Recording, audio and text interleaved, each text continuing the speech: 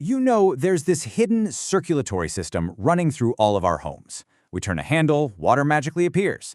We flush a toilet, things just disappear. We almost never think about it.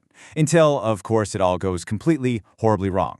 But what if I told you that in some places, the real problem isn't just a simple clogged pipe? What if your house was fighting a constant, invisible war with the very ground it's built on? Well, today, we're going to dive right into that battle, using one pretty unique town as our guide.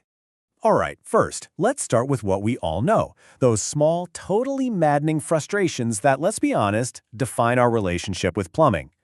I bet something popped into your head immediately, right? That time the sink wouldn't drain right before everyone came over for a party? Or that toilet that just would not stop running all night long?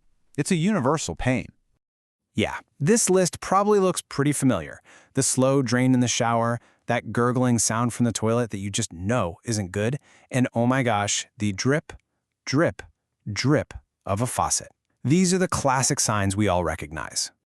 Okay, but now here's where our story takes a really sharp turn. We've been looking at problems inside the house, but what happens when the real fight is actually coming from the outside, from the ground your house is literally sitting on? So let's head to our case study, Metairie, Louisiana. Down there, plumbing isn't just about fixing a leaky faucet. It's an ongoing battle against the environment itself. So, problem number one, and it's a big one. Metairie sits below sea level. I want you to picture your home at the bottom of a giant bowl. Water doesn't want to flow away from your house. Gravity wants it to flow in. This puts this incredible, constant pressure on every single drain line just to do its job. On top of that, you've got what's called a high water table. And that's just a fancy way of saying the ground is basically a giant soaked sponge. But here's the wild part. It's not just about the water inside the pipes. There's this constant force from the groundwater outside the pipes, pushing in, always searching for any tiny little weak spot to get through. And if all that wasn't enough, you've got the soil itself. It's not just regular dirt, it's this acidic clay. This stuff moves, it swells, and it actively attacks metal pipes.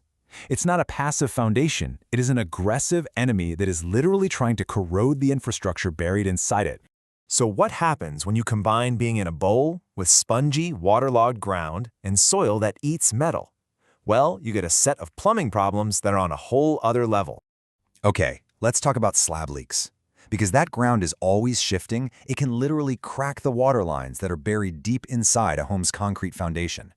You might not see a single puddle, but maybe you'll feel a weirdly warm spot on your floor from a hot water line leak, or you'll hear the sound of water running when you know everything is turned off. It's this silent, incredibly destructive problem happening right under your feet. And then you have the sewer lines, especially in the older homes. That acidic soil we were just talking about, it literally eats away at the old cast iron pipes. This creates holes that not only leak sewage out into the yard, yikes, but it's also like sending an open invitation for tree roots to come on in, causing these brutal, endless clogs and backups. And last but not least, there's the weather. When those heavy Louisiana rains come down, the city's systems can just get totally overwhelmed. You combine that with a storm surge from nearby Lake Pontchartrain, and the entire system can go into reverse. I'm serious. Instead of water flowing out, sewage and stormwater can be forced back into people's homes through their toilets and floor drains. So here's the key takeaway. You cannot fight these massive environmental forces with a simple wrench and a plunger. The problems are way bigger, so the solutions have to be smarter and a lot more powerful. This calls for a totally specialized response. So let's take drain cleaning, for example. A traditional snake might just poke a little hole through a big clog of tree roots, right? And they'll just grow right back. But in Metairie, pros often use something called hydrojetting. It's basically like pressure washing the inside of your pipes, scouring them completely clean of all that gunk and roots. It's the only way to get a fix that actually lasts. Even the materials you use are a critical strategic choice. For decades, copper was the go-to, the standard. But as we can see here, it's totally vulnerable to that nasty acidic soil. So now many are using PEX. It's this flexible plastic tubing that not only resists the corrosion, but its flexibility also helps it survive those tiny shifts in the ground that would stress or even crack a rigid copper pipe. And the process itself has to be way more rigorous. This isn't about guesswork. It's all about a precise diagnosis to find the real problem, a clear written estimate so you know exactly what's happening, and then a final verification to make sure the repair is done to code and is actually going to hold up against all those pressures we've been talking about. And a lot of this is actually reinforced by local building codes. In a place like Metairie, things like backflow preventers aren't just a nice to have, they are often required by law. Think of it like a one-way gate for your plumbing, stopping the city's sewer system from ever backing up into your house during a flood. Okay, let's zoom out for a second, because what this extreme case in Metairie really shows us is a universal truth about every single one of our homes. You know, this quote from our source material just says it all perfectly.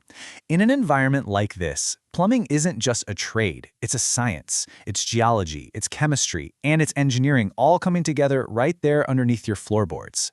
And that science, it comes with a pretty hefty price tag. Just to properly install the basic plumbing in a brand new home there, what they call the rough-in, can run you up to $15,000.